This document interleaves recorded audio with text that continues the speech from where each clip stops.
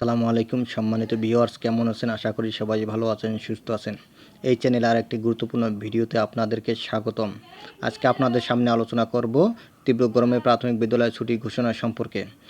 তার আগে ভিডিওটি শুরু করার আগে আপনাদের অনুরোধ জানাই, এই চ্যানেলে যারা একদম নতুন তারা চ্যানেলটি সাবস্ক্রাইব করে পাশে থাকা বেল বাটনটি প্রেস করে দিন। আর যারা ইতিমধ্যে সাবস্ক্রাইব করছেন তাদেরকে জানাই অসংখ্য ধন্যবাদ। তীব্র গরমে প্রাথমিক বিদ্যালয় ছুটি ঘোষণা। চলমান দাবদাহে শিশু শিক্ষার্থীর স্বাস্থ্য ও সুরক্ষা বিবেচনায় প্রাথমিক বিদ্যালয় ছুটি ঘোষণা করা হয়েছে।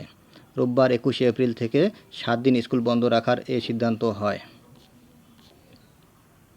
শনিবার 20শে এপ্রিল দুপুরে প্রাথমিক ও গণশিক্ষা মন্ত্রণালয়ের সিনিয়র তথ্য অফিসার মাহবুব রহমান তুহিন এ সিদ্ধান্তের কথা জানিয়েছেন।